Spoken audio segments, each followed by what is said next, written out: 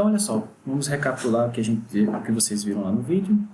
Vou fazer uma breve recapitulação e depois na aula de hoje vai ser mais exercícios mesmo. Só vai ter um exercício mais teórico, mas os outros vão ser bem parte numérica mesmo. Então, no vídeo lá a gente abordou o tema de diferenciabilidade. Então, a gente disse que uma função de duas variáveis, duas ou mais variáveis, né? Mas deixa eu relembrar aqui para duas variáveis. Então, a gente disse que a função z igual a f de x, y é diferenciável em um ponto x0, y0, diferenciável em, por exemplo, x0, y0, pertencente ao domínio da função, se existir uma função linear, uma transformação linear do R2 em R. Normalmente a gente denota ela inicialmente assim, colocando o ponto onde você está checando a diferenciabilidade, mas depois a gente vai abandonar essa notação porque é cheia de informação, né? Aí fica até complicado ficar escrevendo. Então, dada uma função de duas variáveis, z igual a f de x, y, a gente disse que ela é diferenciável no ponto x, y. Se existir uma função como essa, linear, que a gente chama de diferencial, já já a gente vai dar esse nome a ela, com a seguinte propriedade, tal que limite de f de x0 mais h, y0 mais k, menos f de x0, y0, menos esse t, calculado no ponto h e k, que é o incremento que você está dando no x e no y, se essa coisa dividido pelo módulo desse vetor incremento, hk, se essa coisa vai a zero, quando h e k tende a zero. Ok? Então, quando isso acontece, a gente diz que a função é diferenciável nesse ponto. Bom, quando a função é diferenciável, essa transformação linear, ela recebe um nome, ela é chamada de diferencial. Então, essa função t de x, y, ela é chamada de diferencial e a notação é essa aqui, ó, df, tá? Bom, eu estou colocando assim. Então, o correto seria, deixa eu colocar aqui em um vetor hk qualquer. Então, o correto seria eu colocar assim também, calculado em hk. Quando essa função é diferenciável, a gente mostrou lá no vídeo que a sua diferencial é essa função que eu estou escrevendo aqui, linear. Veja, isso aqui é um número, tá certo? As variáveis aqui são h e k. Então, isso aqui é um número vezes h, mais outro número que eu vou escrever agora. Bom, são derivados, mas calculados no ponto são números, né? Então, veja que essa função que eu acabei de escrever, ela é linear. Então, quando a minha função ela é de diferenciável, se existir uma transformação linear como essa, né, que faz com que esse limite aqui, ó, esse limite aqui vá a zero. Essa aqui é a chave para que a gente possa definir diferenciabilidade para funções de duas ou mais variáveis. Porque essa ideia aqui em cima ela é extensiva para funções de duas, três, quatro variáveis, campos vetoriais, né? Então, para você verificar se uma função é linear, em tese você teria que descobrir quem é essa transformação, quem é essa função de duas variáveis, linear, que faz com que esse limite vá a zero. Não é isso? Bom, mas a gente mostrou lá que quando a função é diferenciável, o candidato correto a essa função aqui é justamente essa combinação aqui. E a gente chama essa coisa de diferencial. A gente chama esse carinha de diferencial de f no ponto x0, y0. E na aula de hoje a gente vai ver aplicações. Para que serve esse carinha? Né? O que eu faço com ele? Ok? Outra forma de você encontrar essa diferencial escrita, uma forma mais clássica, é o seguinte. df, que é a diferencial da função, igual a derivada da função em relação a x dx, mais a derivada da função em relação a y dy. Onde esses dx e dy, eu mostro lá no vídeo, são as diferenciais das funções coordenadas, que são as funções que tomam um vetor e retornam a coordenada. Por exemplo, a função coordenada x, ela pega um vetor de coordenadas AB e retorna a coordenada x desse cara. Okay? E a função coordenada y, ela, de forma análoga, pega e retorna a coordenada y desse ponto. Então, definindo essas funções são lineares, a gente mostrou lá no vídeo que toda função linear é diferenciável, e a diferencial de uma função linear é legal porque é a própria função. Então, por exemplo, a diferencial dessa função coordenada, essa função coordenada que eu acabei de definir, é a própria função. Okay? E a diferencial da função coordenada dy é a própria função. Então, usando essa ideia, a gente consegue reescrever essa diferencial que eu escrevi aqui em cima Lá no vídeo eu mostro com mais detalhes dessa forma aqui. Ok? Então, alguns autores chamam essa fórmula diferencial de derivada total, porque é uma derivada que leva em consideração todas as variáveis de uma vez só, né? Então, a gente chama isso aqui também de derivada total.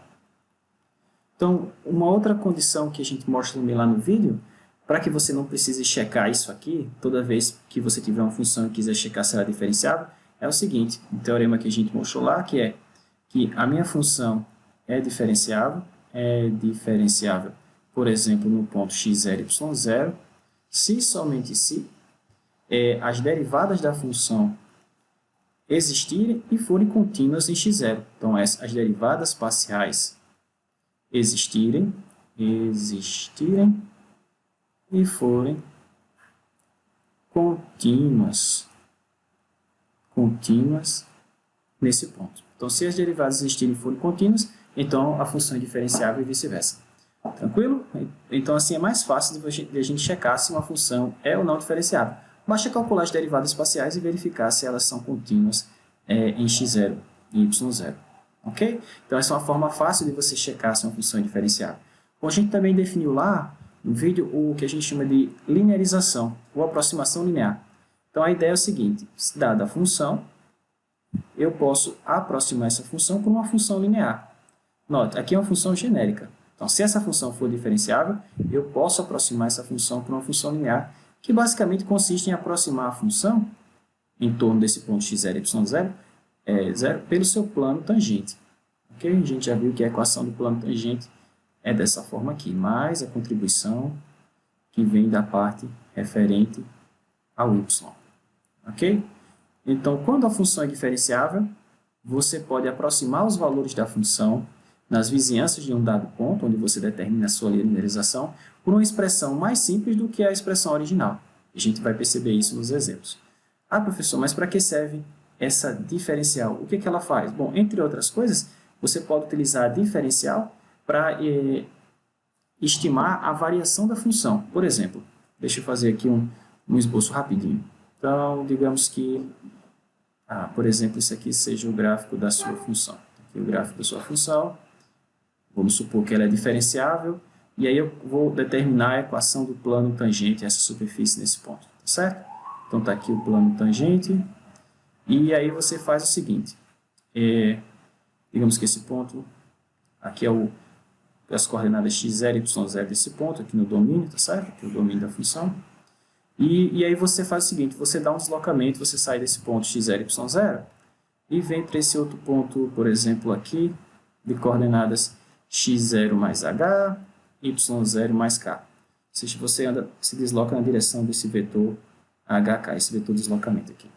Ok? Então, quando você calcula o valor da função, você tem um outro ponto aqui sobre a superfície, tá certo? Novamente, a imagem do roxinho é esse vermelho e a imagem desse verdinho é o preto. Então, se eu quiser saber a variação da função, quanto que a minha função variou quando eu saí desse ponto inicial para o ponto final, é bem fácil, né? A variação da função nada mais é que o valor da função no ponto final menos o valor da função no ponto inicial, e eu sempre posso calcular isso se eu tiver a função, né? Então, a variação é exatamente assim. Bom, então, essa variação, se eu quiser representar aqui no gráfico, ela seria essa alturinha aqui, ó. Seria essa alturinha aqui. Isso aqui é a variação da função, ok? Quando você sai do ponto x0 e y0 para o ponto x0 mais h, y0 mais k. Então, o que seria essa diferencial? O que ela mede? Então, a diferencial permite você aproximar a variação da função. Você pode utilizar a diferencial para estimar a variação da função. Então, onde é que estaria a diferencial da minha função nesse gráfico aqui? O que ela estaria medindo? Então, se você pegar agora a imagem desse ponto verdinho sobre o plano tangente, esse plano em vermelho aqui é o plano tangente, tá certo? Isso aqui é o plano tangente. Plano tangente. Então, se você for procurar a imagem desse cara aqui sobre o plano tangente, digamos que esse carinha está... Deixa eu pegar uma outra cor aqui. Azul. Suponha que ele esteja aqui, ó. Esse azul e veio o vermelho, né? Vou colocar aqui azul. Então, perceba, a variação da função, como eu falei, a variação real é essa alturinha aqui. Eu posso utilizar A diferencial, o que é que ela mede? Ela mede essa alturinha aqui, ó, que é a diferença de altura entre esse ponto e esse ponto aqui, tá certo? Então, a diferencial mede isso aqui. Então, o que a gente pode fazer é aproximar essa variação por essa variação aqui. Professor, mas essa aproximação é tão ruim, olha a diferença como é grande. Olha o erro aqui como é grande. Como é que a gente calcula esse erro? Bom, o erro é o valor real menos o valor aproximado. Claro, isso porque esse ponto em vermelho aqui, HK, na verdade x0 mais y0, perdão, x0 mais hy0 mais k, está muito longe do ponto onde você determinou o plano tangente. Se esse ponto estiver bem pertinho aqui, ó, a imagem desse cara, a imagem real, o valor real da função está aqui, e o valor do plano tangente está bem menor aqui, bem mais próximo. Então, essa diferença vai ficando cada vez menor à medida que você vai se aproximando do ponto onde você determinou o plano tangente. Então, você pode utilizar nesse contexto a diferencial para aproximar o valor real da variação da função. Ah, professor, mas eu sempre posso calcular isso aqui, não posso? Pode. Então, para que eu vou utilizar a diferencial? Às vezes, a função que você está trabalhando é um pouco complicada. Se você não tiver, por exemplo, uma calculadora, você não tem como calcular os valores da função. Mas esse objeto aqui, a diferencial, ele é sempre uma expressão simples, muito mais simples do que a expressão para a própria função. Por quê? Porque esse objeto ele é linear, pessoal. Então, no máximo, vai aparecer multiplicações por número, mais a sua variável, multiplicações por outro número e a outra variável. No máximo, vai aparecer uma combinação como essa aqui. E trabalhar com somas e multiplicações é muito mais fácil de trabalhar com, por exemplo, funções do tipo seno, cosseno, logaritmo, exponencial. Na verdade, a gente vai ver isso nos exemplos. Tranquilo? Então, como eu falei, quando uma função é diferenciável, você pode utilizar a diferencial para estimar a variação da função. E você, por exemplo, se você quiser estimar o valor da função nesse ponto, na verdade, o valor da função nesse ponto, se você não quiser utilizar a função, se você quiser apenas estimar, você pode utilizar o próprio plano tangente para ter uma aproximação para o valor da função. Então, por exemplo, se eu utilizar o plano tangente para aproximar o valor da função nesse ponto, eu vou ter esse pontozinho aqui em azul. Você que está meio poluído, deixa eu apagar aqui. Bom, apaguei até o ponto, né? Então, o valor real da função, esse preto. O valor aproximado, azul. Novamente, essa aproximação vai ser melhor quanto mais próximo você tiver do ponto onde você determinou o plano tangente ou a linearização. Então, a gente pode aproximar o valor da função em um certo ponto pela sua linearização, que, como eu mostrei aqui em cima, consiste nada mais do que o próprio plano tangente. Como vocês faziam para funções de uma variável real? Vocês aproximavam, por exemplo, você tem aqui uma função diferenciável, você achou a reta tangente da função aqui, e você quer saber o valor da função nesse outro ponto aqui, por exemplo, x0 mais h, aqui é x0. Então, você pode utilizar o plano tangente e, em vez de calcular o valor da função, em vez de você usar a própria função para calcular o valor da função nesse ponto, onde você teria esse carinha aqui, você utiliza o plano tangente, na verdade, a reta tangente. E aí você teria esse carinha aqui como aproximação para o valor desse carinha. Veja que não é tão ruim. E essa aproximação vai ficando cada vez melhor à medida que eu vou me aproximando mais e mais do ponto onde eu determinei a reta tangente. A mesma coisa funciona para o plano tangente.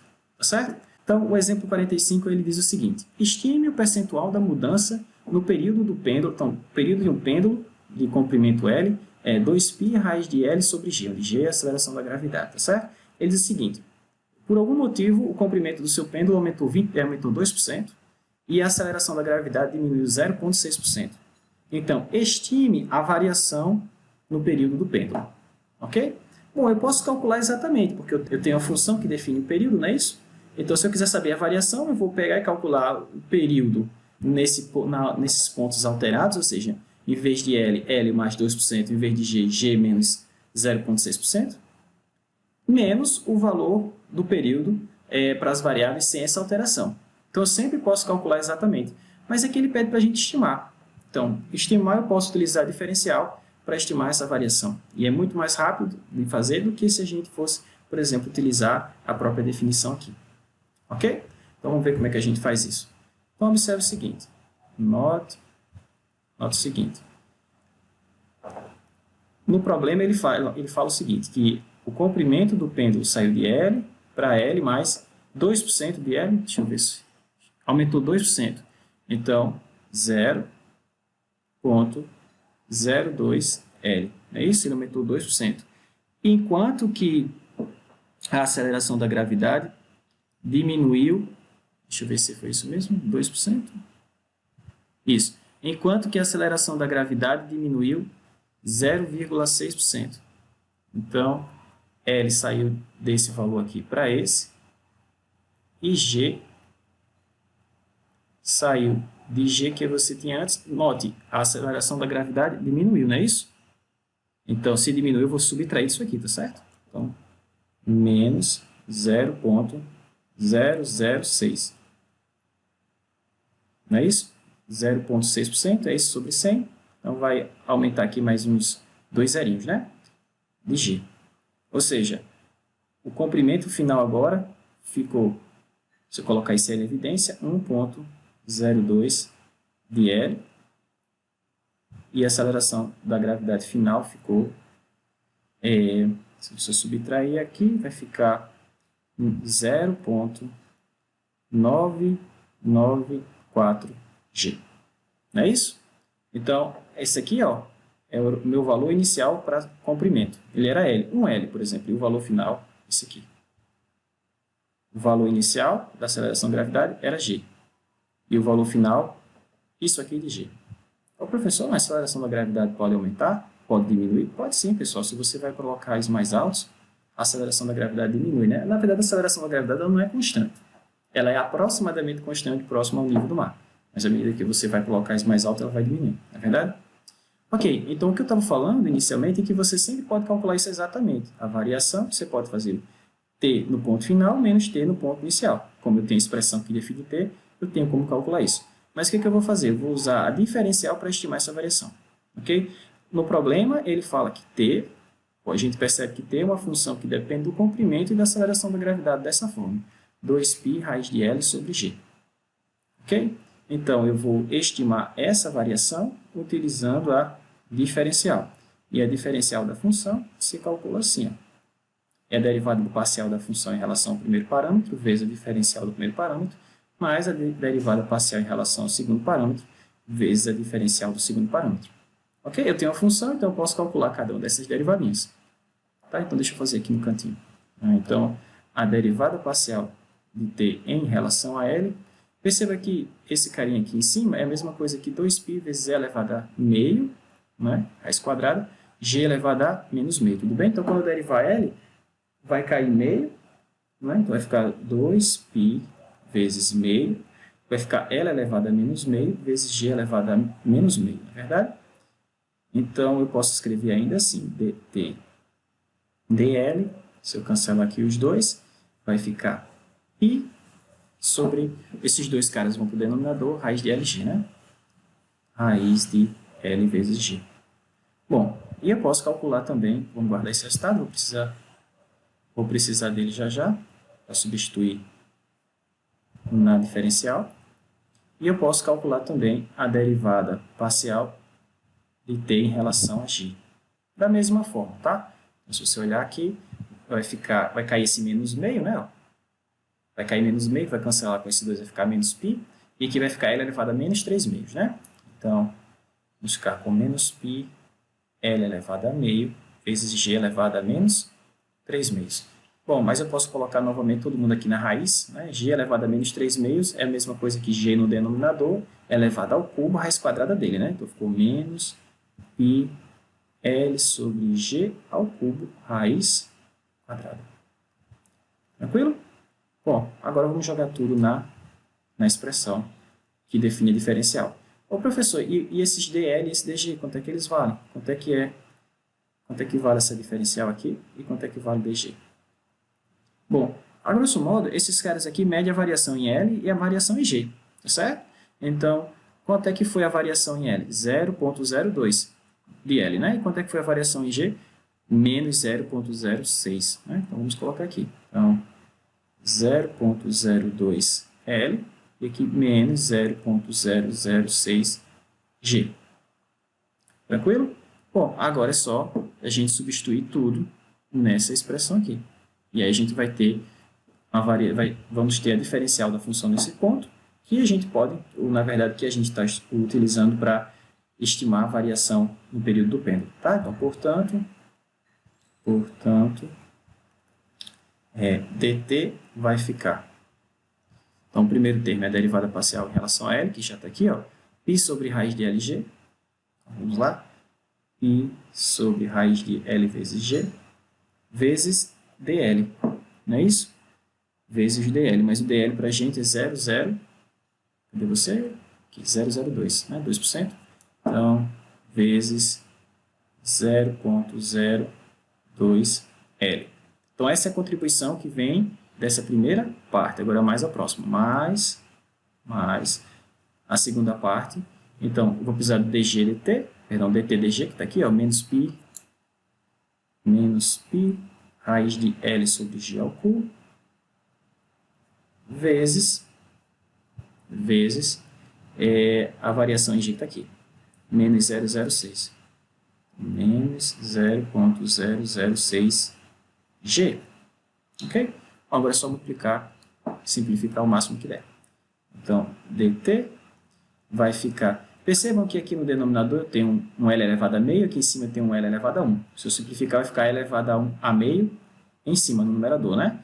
Então, eu posso agrupar novamente ele na raiz, vai ficar o seguinte, ó, vai ficar π, colocar o 0,2 na frente, 0,02π raiz de L sobre G. Tudo bem? Novamente, porque aqui eu tinha L e aqui embaixo L a meio. Tá? Então, vai ficar L a meio em cima quando eu simplificar. Aí eu posso colocar na raiz. Perceba que o próximo termo é positivo, né? Então, ficou 0,006 π raiz de... Novamente, eu tenho G em cima e embaixo eu tenho G elevado a 3 meios. Então, se eu simplificar, vai ficar G elevado a meio no denominador, né? G elevado a meio, certo? Que é a mesma coisa que raiz de G. Então, vai ficar raiz de L sobre G. Novamente, eu posso colocar esse π raiz de L sobre G que apareceu para todo mundo em evidência. Então, dt ficou... e a gente pode somar esses carinhos, né? Então, ficou π 0. Vamos somar logo. 0,2 com esse carinha. Ficou 0,026, né? Então, 0,026 que multiplica π raiz de L sobre G. Bom, isso aqui é quase o período, né? Para isso aqui ser o período, está faltando o quê? Está faltando um 2, professor. Está faltando um 2. Então, vamos multiplicar por 2 e dividir por 2, tá certo? Para não alterar a expressão. Então, eu vou dividir por 2 e multiplicar por 2. Para quê? Para que eu recobre o período novamente. Então, fazendo isso, eu vou ter 0,013, não é? 2π raiz de L sobre G. Bom, mas isso aqui é o período, né? Então, a gente ficou assim, que a variação no período do pêndulo 0,013 vezes o período. Então, se a gente multiplicar por 100 aqui, dá uma variação de 1,3%, não é verdade? Então, moral da história, a variação no período do pêndulo é de aproximadamente, deixa eu colocar isso aqui, portanto, a variação no período do pêndulo, vou subir aqui um pouquinho mais, já aparecendo na próxima questão, variação no período do pêndulo é aproximadamente 1,3%. Ok? Então, a gente conseguiu calcular essa variação sem precisar utilizar a própria função. Claro, eu sempre poderia utilizar a própria função e estimar isso aqui. Estimar não, calcular exatamente. Como? Calculando o período na configuração final, menos o período na configuração inicial. Ok? Mas isso daria bastante trabalho. Então, assim é mais interessante, porque ele só pede para a gente estimar. O que ele pede para a gente verificar no exemplo 46? Ele diz o seguinte: verifique que se a sua função for diferenciável, então ela é contínua no ponto. Devemos verificar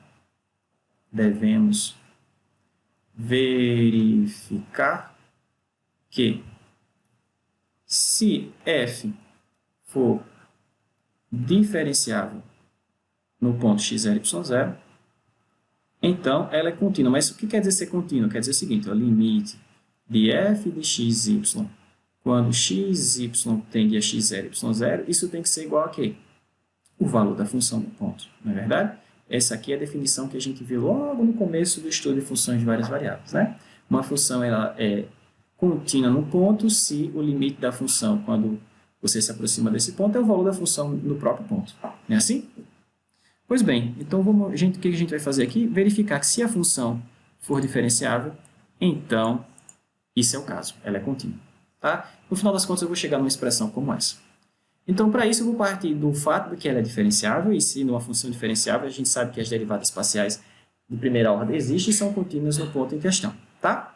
Então, eu vou começar escrevendo a seguinte identidade. Nota o seguinte, e aí vou trabalhar um pouquinho com ela. Nota o seguinte, que eu sempre posso escrever isso aqui, ó. F de x0 mais h, y0 mais k, com certeza é igual a ele mesmo, né? Sim, com certeza. x0 mais h, y0 mais k. O que eu vou fazer? Eu vou somar zero. Como assim? Eu vou somar. Somar e subtrair termos de forma que eu não estou alterando a expressão. Então, eu vou subtrair f de x0, y0 mais k, mas para não alterar essa expressão, eu tenho que somar de volta, né? Então, f de x0, y0 mais k. E aí eu vou subtrair f de x0, y0, mas novamente, para não alterar essa expressão, eu tenho que somar f de x0, y0. Então, o que foi que eu fiz? Nada, né? Por enquanto, nada. Então, o que eu vou fazer agora? Bom, eu vou usar um teorema conhecido de vocês lá do cálculo 1, chamado teorema do valor médio, para estimar essa diferença e para estimar essa diferença. Aí depois eu vou permitir que h e k tendam a zero. Só isso, tá bom? Então, eu vou relembrar aqui vocês o conteúdo do teorema do valor médio, né? Então, relembre que o teorema do valor médio, que a gente escreve assim, TVM, afirma o seguinte, afirma que... Então, deixa eu relembrar aqui rapidamente o teorema do valor médio para a função de uma variável, né? E aí a gente vai usar isso nesse contexto. Mas, professor, aqui eu tenho uma função de duas variáveis. Mas, por exemplo, se você for analisar esse termo, esse cara e esse cara estão constantes, só quem está mudando é o x, né? Então, momentaneamente, eu posso ver esse cara como uma função de uma variável só, tá bom? Então, o que o teorema do valor médio nos diz? Eu vou mostrar ele graficamente, que eu acho que é até mais fácil do que ter que enunciar tudo. Então, graficamente, esse teorema diz o seguinte. Se você tem uma função diferenciável no ponto, por exemplo, aqui, x, y, então, digamos que isso aqui seja o gráfico da sua função. Deixa eu fazer mais assim. Pronto. Suponha que esse aqui seja o ponto x0. Vou pegar um outro ponto aqui. x0 mais h. Tá. Então, o que o teorema do valor médio nos diz? Vamos considerar esse segmento de reta, que a gente chama de reta secante, que toca esse gráfico nesses dois pontos. Como é que eu calculo o coeficiente angular dessa reta secante? Bom, é a variação dos y dividido pela variação do x, né, professor? Exatamente.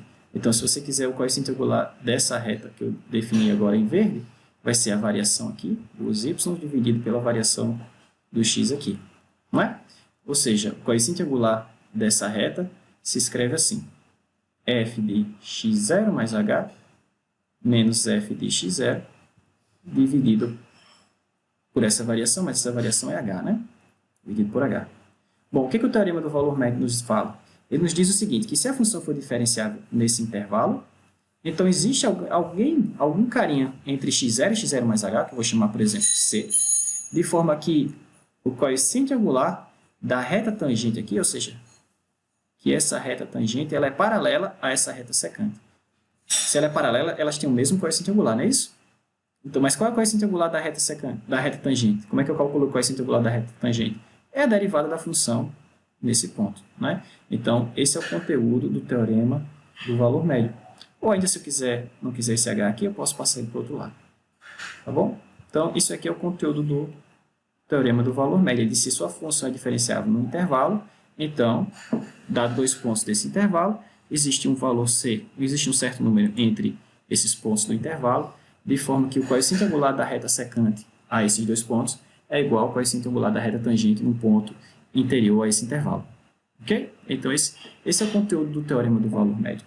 O que eu vou fazer? Eu vou usar essa ideia para estimar essa variação aqui. Ó. Deixa eu mostrar para vocês. Para estimar essa variação. E vou usar a mesma ideia, o mesmo teorema, para estimar essa outra variação aqui. Ó. Ok? Só isso. E depois que eu fizer isso, eu vou tomar o limite nessa expressão quando h e k tende a zero. E aí eu quero recobrar essa expressão aqui. Aqui, isso aqui vai garantir que a função é contínua no ponto. Mas, professor, isso é uma função de duas variáveis. Como é que eu vou usar o teorema do valor médio se eu enunciou a função de uma variável? Mas como eu falei, pessoal, momentaneamente, isso aqui é uma função de uma variável só. Eu posso pensar, porque olha só, quando eu saio desse ponto para esse, ou na verdade é o contrário, o y é feito constante, né? Então eu posso definir uma função que depende só de x da seguinte maneira: f de x e y0 mais k. Não é? De forma que isso aqui seria nada mais do que g de x0 mais h. Não é? Esse outro cara aqui seria quem? G de x0. Então eu teria essa variação, né? Então, como a função é diferenciável, como f é diferenciável, né? Estou assumindo lá, g também é. Então eu posso reescrever isso aqui como a derivada de g. Deixa eu só jogar esse carinha aqui mais para frente. Então eu posso escrever essa variação como a derivada da g, eu vou chamar aqui de g' em x0, perdão, derivada da função em algum ponto que pertence ao intervalo x0, x0 mais h, né? Sei lá, vou chamar esse ponto de x barra. Então ficaria assim, ó, vezes o comprimento do intervalo. X barra vezes o comprimento do intervalo, que é h. Tá certo? É exatamente o que a gente tem aqui ó, no conteúdo do teorema do valor médio. Então eu vou usar essa ideia para aproximar esse primeiro termo, tá? Então fazendo isso a gente vai ficar o seguinte. Então, esse f de x0 mais h, y0 mais k, menos f de x0, y0, na verdade, y0 mais k, isso aqui é igual a derivada da minha função, mas se eu derivar esse cara em relação a x, a notação é derivada parcial, né? Momentaneamente o y é feito constante, mas ele é uma função de duas variáveis. Em um certo ponto x barra, y0 mais k. O y não mudou. Onde esse x barra é um ponto, como eu falei, que pertence ao intervalo x0, x0 mais h, igual aqui em cima. Tá certo? Como esse x barra está fazendo o papel do meu c. Tá? Bom, guarda isso aqui. Isso vai ser importante. Eu vou usar já já. Bom, e aí eu vou fazer a mesma coisa para o outro termo lá. Só que no outro termo, o x é constante e quem está variando é o y. Certo? Então, vamos lá ver. Nesse termo aqui, ó, cadê você? Aqui, ó. O x é constante, ó, o x saiu de x para x, mas o y saiu de y0 para y0 mais k. Então, da mesma forma, eu posso reescrever aquela variação, ou eu posso fazer o seguinte, x0, y0 mais k, menos f de x0, y0. O teorema do valor médio me garante que existe um certo y barra entre y0 e y0 mais k, de forma que essa variação se escreve assim, a derivada da função em relação a y nesse caso, no ponto com o x0, o x é feito constante, é o próprio x0, calculado nesse y barra, vezes a variação, né? Quando você sai desse ponto para esse, a variação é k. Novamente, onde y barra pertence ao intervalo y0, y0 mais k. Tranquilo? Ponto. Agora é só reescrever aquela identidade inicial e tomar o limite naquela expressão quando h e k vão a zero. Pronto, só isso. Aí vocês vão ver que o resultado é o valor da função do ponto x0 e y0. Ok? Aqui só uma breve observação. Perceba que quando quando k vai a zero, esse y barra tende a quem? A y0, vocês concordam? Porque olha só, quando k tende a zero, esse intervalo começa a ficar cada vez mais curto, né? Aí ele vai empurrando esse y0 mais k para cima do y0. Bom, mas o y barra está dentro desse intervalo, então o y barra vai junto. Tranquilo? Da mesma forma, eu posso dizer que quando h vai a zero, esse x barra tende a x0. Tá certo? Por quê? Porque esse intervalo vai ficando cada vez menor e aí ele vai puxando o x barra para essa outra extremidade, que é justamente o x0. Tranquilo? Então vamos lá, vamos ver como é que eu posso reescrever. Logo, aquela identidade fica reescrita assim, ó, f de x0 mais h, y0 mais k, ficou assim. Com a derivada parcial da f em relação a x no ponto, vamos lá, x barra, y0 mais k é o primeiro termo, tá certo? Vezes h, mais a derivada parcial da minha função em relação a y no ponto x0 e o outro é y barra, vezes k, mas sobrou um penduricalhozinho lá, olha só, sobrou alguém, sobrou esse carinha, tá certo? f de x0 mais y0. Então, f de x0 e y0, perdão. Então, o que é que eu vou fazer agora? Tomar o limite nessa expressão quando h e k tende a zero. Ou, se você quiser ter exatamente aquela expressão que eu disse que a gente ia chegar, que, se não me engano, está aqui, ó. Eu quero mostrar que o limite da minha função quando y tende a ponto x0 e y0 é igual a f de x0 e y0. Então, para que eu tenha exatamente esse formato, vou fazer o seguinte, eu vou só chamar esse cara aqui, ó. Vou chamar esse aqui de x, vou chamar esse aqui de y, tá certo? Então, se eu definir x como x0 mais h, isso quer dizer que h é x menos x0, tá certo? E se eu definir y como sendo y0 mais k, isso quer dizer que k, na verdade, é y menos y0. Tá? Eu vou só utilizar isso aqui para reescrever esse cara de uma forma mais interessante para a gente. Então, ficou assim, ó, f de x, y igual a derivada parcial da função em relação a x no ponto x barra. Bom, esse cara aqui agora virou y, né? Só o y, não sei nem porque eu apaguei. Vezes quem é h, x menos x0, mais a derivada parcial da função em relação a y no ponto x0, y barra, fica assim mesmo, y barra, vezes o k, mas quem é k? É y menos y0, mais f de x0, y0. Bom, agora a gente já tem tudo, é só tomar agora o limite nessa expressão quando x e y tende a x0, y0. Então, tomando o limite nessa expressão, quando x e y tende a x0, y0, o que a gente vai ter? Vamos lá, passo a passo. Então, o limite dessa expressão é o limite de cada um desses outros termos, tá certo? É o limite de cada um desses outros termos. O limite da soma dos limites. Então, o que a gente vai ter? Vamos ver. Então, esse primeiro termo aqui, eu tenho o limite do produto, né? Vai ter essa parcela vezes essa. Mas quando x tende a x0, isso aqui vai para zero, né?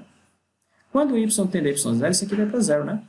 Esse cara aqui vai para um número, que é a derivada parcial da função no ponto x0, y0. Esse aqui vai para um número também, que é a derivada parcial da função no ponto x0, y0, né, em relação a y. Bom, mas aí você vai ter um número vezes zero, outro número vezes zero. Toda essa parcela em azul aqui, tudo isso aqui vai para zero.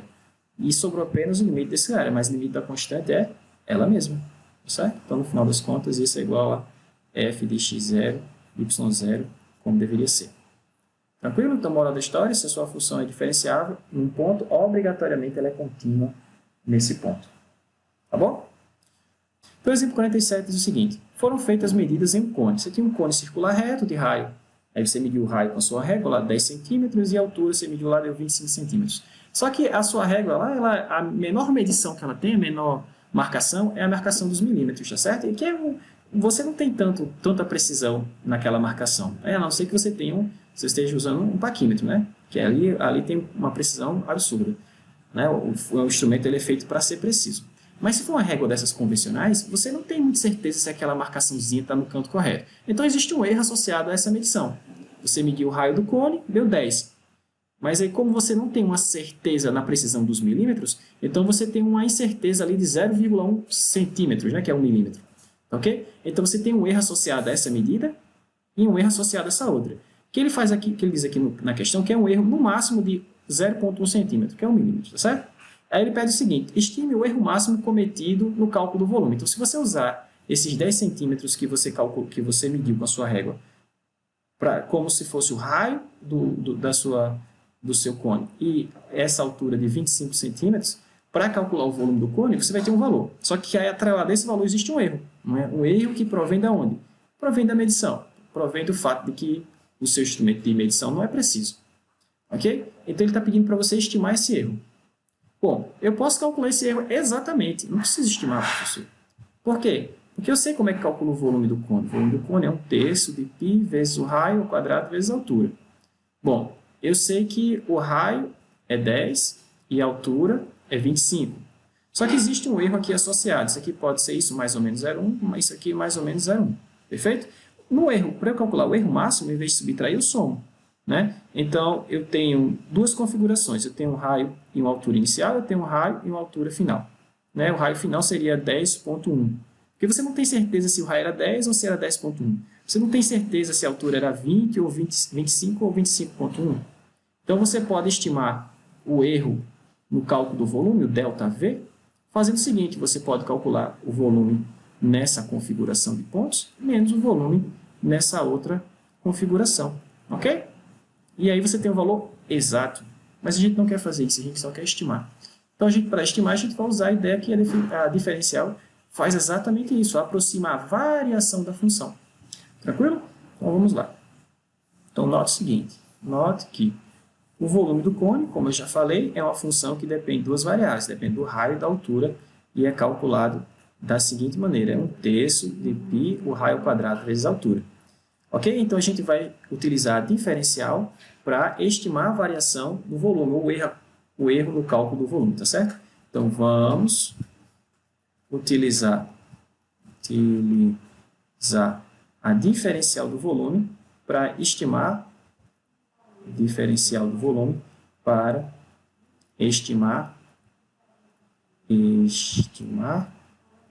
o erro ΔV no cálculo do volume, tá certo? No cálculo do volume. O erro máximo, tá certo? Devia ter colocado isso aqui, o erro máximo. ΔV no, agora sim, cálculo do volume. Então, como é que fica o diferencial dessa função? Como é que a gente calcula o diferencial? A diferencial, na verdade. O diferencial é o equipamento que tem no carro, né? Aqui é a diferencial. Então, como é que a gente calcula a diferencial da função? Então, a diferencial da função vai ser obtida dessa maneira. Você deriva a função em relação à primeira variável vezes a diferencial dessa variável, mais a derivada parcial da sua função em relação ao outro parâmetro vezes a diferencial desse parâmetro. Ok? Aqui perceba que a variação no raio aqui, ó, é 0,1 e que a variação, a diferencial, a gente pode tomar como a variação, tá certo? Na altura é igual a 0,1 também. Esse é o erro máximo, tá certo? A variação máxima que eu tenho. Perfeito. Então, tudo que eu tenho que fazer agora é computar essas derivadas, multiplicar por esses carinhas. Acabou. E aí você vai ter o erro que você comete ao utilizar esses dados que você mediu na hora que você foi lá fazer a medição do seu côno. Ok? Então, vamos lá. Lembrando que V é 1/3 de π R2 vezes H. Então, eu preciso calcular dV dR. Então, se eu derivar essa expressão em relação a R, vai cair um 2, vai ficar 2/3 de π RH. Tá bom? Da mesma forma, eu posso calcular a derivada do volume em relação à altura, mas isso aqui é bem simples, só derivada de H em relação a H1 vai ficar 1/3 de π R2. Tranquilo? Então, a gente vai agora usar esses carinhos que a gente acabou de calcular para estimar a variação máxima no erro do cálculo do volume. Tranquilo? Então, vamos lá. Então, ficou assim, minha diferencial vai ficar assim. TVDR, 2/3 de π RH dr mais dVdH, 1/3 de π R2 dH. Agora é só a gente substituir os valores que a gente já tem, certo? dV vai ficar igual a 2/3 de π. Quem é o raio? O raio é 10. A altura, 25. Qual é o erro no raio? A variação aqui do raio, 0,1. Mais 1/3 de π, 1/3 de π, vezes o raio quadrado, ou seja, 10 ao quadrado, vezes a variação na altura, que é a mesma. Certo? 0,1. Bom, agora é só a gente computar esses carinhas. Eu vou colocar esse, olha, eu tenho um 10 aqui, tem um outro 10, tem um 2/10 aqui, né, que é 10 ao quadrado, e tem um π. Eu vou colocar esses carinhas em evidência. Então, ficou 10 π sobre 3, que multiplica. E vamos lá, vamos ver o que sobrou. Essa parcela sobrou 2 vezes 25, que dá 50, vezes 0,1 deu 5. Tá? Mas, bom, nessa outra aqui sobrou apenas 10 vezes 0,1, que ficou 1. Tranquilo? Então, isso aqui deu 6, deixa eu só ajeitar aqui. Isso aqui deu 6, dividido por esse 3 que tem aqui ficou 2, então isso aqui deu 20 π. 20 π centímetros cúbicos. Então, esse é aproximadamente o erro que você comete no cálculo do volume, se você utilizar aqueles dados. Professor, mas isso não é um erro muito grande, não. 20 π? 20 π é aproximadamente quanto? Acho que 63, né? Isso aqui é aproximadamente 63 centímetros cúbicos. 63 não é um número muito grande, não? Depende. Grande com relação a quem? Quem é o volume? Quem é o volume o volume desse cilindro se você utilizar esses dados? O raio 10 e a altura 25. Bom, vamos calcular aqui rapidinho só para a gente ter noção dessa ordem de grandeza. Então, o volume para os dados que você coletou, ou seja, raio 10 e altura 25, vai ficar 1/3 de π, o raio quadrado, vezes a altura, né? Então, 25 vezes 100, então ficou 2500 π sobre 3, não é isso? Bom, se π fosse 3, é um pouquinho mais, mas se fosse 3, isso aqui daria exatamente 2.500. Então, perceba que 2.500, 63 perto de 2.500 é razoável, né? Não é um erro tão grande, não é verdade? Então, seria isso, mais ou menos 63 centímetros cúbicos, né? Então, o seu volume seria 2.500 π sobre 3 mais 63 ou 2.500 π sobre 3 menos 63 centímetros cúbicos, tá certo? Então, veja, a gente consegue fazer isso de forma bastante rápida, elegante, e você tem uma aproximação razoável. Tranquilo? Claro, novamente, você sempre pode calcular isso exatamente. Esse valor aqui, esse 63 que a gente calculou, é aproximado. Mas é uma aproximação razoável, tá bom? Esse aqui também é bem interessante, porque parece que ele não dá informação nenhuma e pede muita coisa. Ele diz o seguinte: uma função diferenciável, isso é importante, é tal que o valor dela no ponto 2 e 5 é 6, o valor da derivada primeira em relação a x no mesmo ponto é 1, o valor da derivada primeira em relação a y no mesmo ponto é menos 1. E ele pede para você calcular o valor da função no ponto 2.2, 4.9. Aí você pergunta o seguinte: cadê a função, professor, para eu poder calcular? Pois é, ele não te deu a função, mas ele te deu algumas coisas importantes. Primeiro, ele disse que a função é diferenciável. Certo? Se a função não fosse diferenciável, de nada serviria esses outros dados que ele deu em seguida. Então, a função sendo diferenciável, lembre que eu posso aproximar o valor da minha função pela sua linearização. E é isso que a gente vai fazer. Porque para eu construir a linearização, eu só preciso do quê? Do valor da função num ponto e das derivadas parciais da função nesse mesmo ponto, não é verdade? Então, o que eu vou fazer? Eu vou aproximar o valor dessa função nesse ponto pela linearização no mesmo ponto. Por que eu posso fazer isso? O que é que me garante que eu posso fazer isso? Isso aqui, ó, a função ser diferenciável. Isso quer dizer que essa aproximação é razoável. Tranquilo?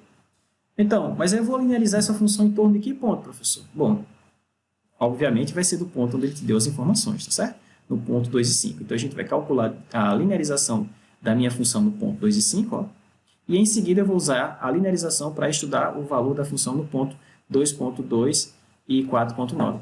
Perceba que se foi dado para você a linearização nesse ponto 2.5, e se ele tivesse pedido, por exemplo, o valor da função no ponto 7 e 9, essa aproximação, utilizar a linearização não seria algo interessante, não.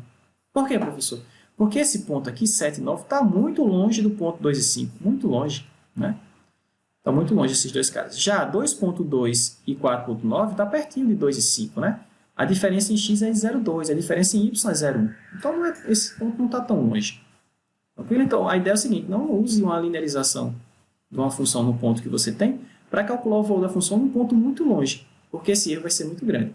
Porque, novamente, quando você está utilizando a linearização, você está aproximando o valor da função pelo valor do plano tangente. Então, é claro, perto do ponto onde você linearizou, se você der um zoom aqui, tanto faz a função ou o plano tangente. Mas se você linearizou a função aqui e você quer calcular o valor da função aqui, olha a diferença. A distância que você tem aqui entre o valor que você vai obter usando a linearização e o valor real da função. Ok? Então, moral da história, use a informação, ou só use a linearização para calcular pontos próximos do ponto onde você linearizou a função. Claro, se você quer estimar o valor da função aqui, então procure outro plano tangente. Procure, por exemplo, um plano tangente perto dele aqui, ó. Perto aqui, ó. E aí, com essa informação, você pode estimar essa. Diferente, por exemplo, desse ponto aqui para estimar esse outro. Tranquilo? Ok, dito isso, vamos obter agora a linearização. Então, note o seguinte. O que eu preciso? Da linearização. Então, eu vou linearizar no ponto 2 e 5. Então, eu preciso do valor da função no ponto 2 e 5, preciso da derivada da função no ponto 2 e 5, né, que multiplica x menos a coordenada x do ponto que é 2, mais a derivada da função no mesmo ponto, 2 e 5, que multiplica y menos a coordenada y no ponto que é 5. Mas toda essa informação eu já tenho, pessoal. Ó, f2 e 5 é 6, então vamos só colocar agora o que a gente já tem. Esse cara é 6, esse cara aqui é 1, esse cara aqui é menos 1. Ok? Muito bem. Então, com essa informação, eu posso agora escrever a minha linearização. Deixa eu só trocar de cor aqui novamente. Então, L de x e y vai ficar 6 mais x menos 2 menos y menos 5. E aí ele pede para a gente estimar, logo, ele pede para a gente estimar o valor da função em que ponto? No ponto 2.2. Então, L de 2.2 e, acho que é 4.9, deixa eu conferir. 4.9, exatamente. Bom, agora ficou fácil, né? Eu vou estimar, deixa eu colocar aqui assim. Ele pede para você estimar esse valor, e eu vou estimar esse valor pelo cálculo desse valor aqui, 2,2 e 4,9. Mas esse aqui eu calculo exato agora porque tem a função aqui. Tá bom? Então, vai ficar 6 mais... Quem é o x? O x é 2,2. 2,2 menos 2 menos... Quem é o y? 4,9 menos 5. Olha só. Isso aqui vai dar 0,2. Esse cara vai dar menos 0,1. Mas tem esse menos aqui, vai ficar mais, né? Então, 0,2 mais 0,1, 0,3. Então, isso aqui é 0. Tudo isso aqui é 0,3. Como é mais, então vai ficar 6,3. Então, veja, eu não tenho a função, mas as informações que ele me deu são suficientes para que eu possa estimar o valor da função no ponto que ele quer. Então, o valor da função naquele ponto deve ser próximo de 6,3. Claro, 6,3 é uma aproximação, porque é uma aproximação, mas não deve ser uma aproximação ruim. Por quê? Primeiro, porque a função é diferenciável, e segundo, porque esses dois pontos não estão muito longe um do outro, né? Que dois pontos, professor?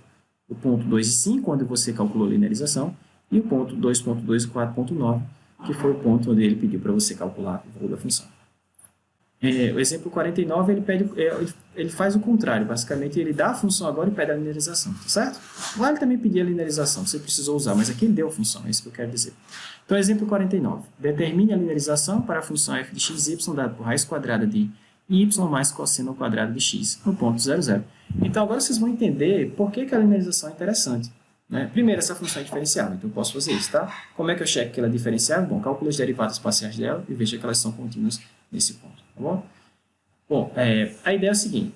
Digamos que eu pedisse para você calcular f de 0,1 e 0,1. Sem uma calculadora, você consegue fazer isso? Bom, eu acho que não, né? Por quê?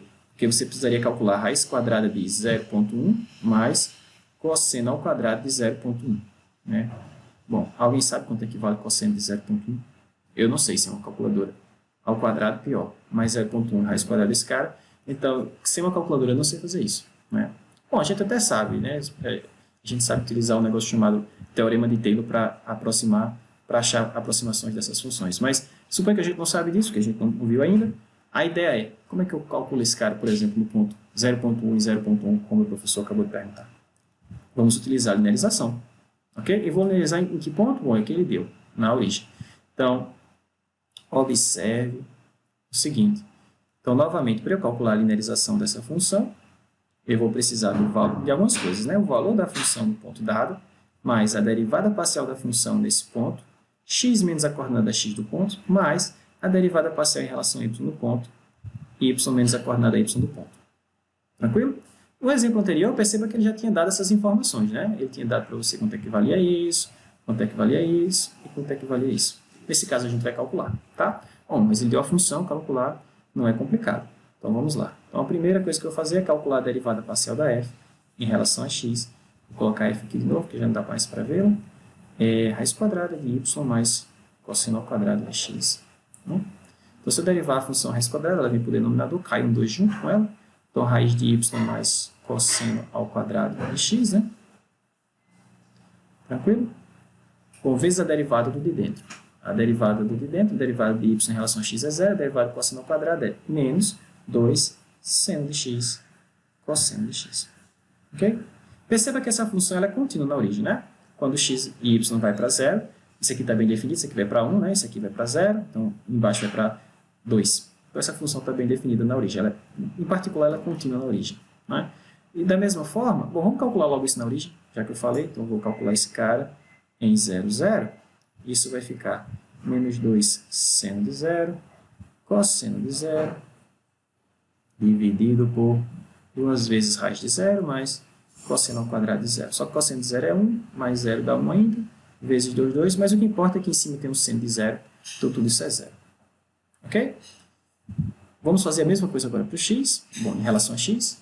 Então, a derivada parcial de f, em relação a y, então a derivada parcial em relação a y vai ser, vai cair novamente a raiz, né? Vai ter esse 2 raiz de, deixa eu colocar aqui embaixo, vai cair novamente o 2, raiz de y mais cosseno ao quadrado de x, vezes a derivada do de dentro em relação a y, mas a derivada de y em relação a y é 1. Novamente, perceba que essa função está bem definida na origem. Né? Vamos calcular ela na origem agora. Então, essa função... E ela é contínua, tá? Então, como as duas derivadas parciais são contínuas na origem, a função é diferenciável na origem, tá certo? Isso quer dizer que essa linearização, primeiro, ela existe, e segundo, ela é uma boa aproximação para o valor real da função no ponto. Nas vizinhanças do ponto onde você linearizou, que é o 0, 0, tá? Então, se eu calcular isso na origem, vai ficar 1 sobre... Deixa eu subir mais um pouquinho. 1 sobre 2 raiz de y mais y é 0, mais cosseno ao quadrado de 0. Bom, a gente viu que o denominador vai dar 2, né? Então, ficou meio. Coloquei vermelhinho. Então, ficou meio. Bom, agora a gente tem todos os dados necessários para montar a linearização, certo? Então, com a linearização, eu posso calcular, por exemplo, o que eu tinha falado inicialmente para vocês, o valor da função no ponto 0.1 e 0.1. Sem a calculadora, esse processo fica um pouco complicado, né? Eu calculei o valor da função no ponto 0, 0? Não, vamos calcular, porque eu vou precisar dessa informação também, tá certo? Então, na origem, f de 0, 0, vai ficar a raiz quadrada de y mais cosseno ao quadrado de 0, né? Isso é raiz de 1, que é 1. Então, agora sim, eu tenho toda a informação necessária para obter a linearização. Okay? Logo, a linearização daquela função, vocês vão ver que vai ficar muito mais simples do que a própria função. Então, o valor da função em 1, né? Só relembrar a fórmula, está aqui. Ó. Então, o valor da função em 0, 0, que é 1. Essa derivada aqui foi 0, então vai zerar tudo esse termo. Essa derivada aqui foi meio, que multiplica y, tá certo? Então, ficou assim, ó, 1 mais 0, que multiplica x menos 0, mais meio, que multiplica y menos 0, ou ainda 1 mais y sobre 2. Veja como a linearização é muito mais simples do que a própria função. Claro, não vai usar a linearização para substituir a função. Como assim substituir a função, professor? Utilizar a linearização para calcular o valor da função em qualquer ponto. Essa linearização só é interessante para pontos próximos de onde você linearizou, que foi aonde? Na origem. Por exemplo, inicialmente eu falei, como é que a gente poderia calcular o valor da função no ponto 0.1 e 0.1? Bom, sem um calculador eu não calculo, mas com a linearização isso aqui fica fácil. Basta eu calcular isso aqui. Claro, isso aqui não é o valor exato, é uma aproximação. Mas é uma aproximação que vai ser tão boa quanto mais perto você estiver do ponto onde você linearizou. E 0.1, 0.1 está razoavelmente perto da origem, né? Então, isso aqui vai ficar como? 1 mais 0.1 dividido por 2. Isso aqui vai dar 0,05, então 1.05. Ok? Então, a gente conseguiu estimar o valor da função. Esse pode não ser o valor exato, mas a gente tem uma boa noção com a linearização. Ok?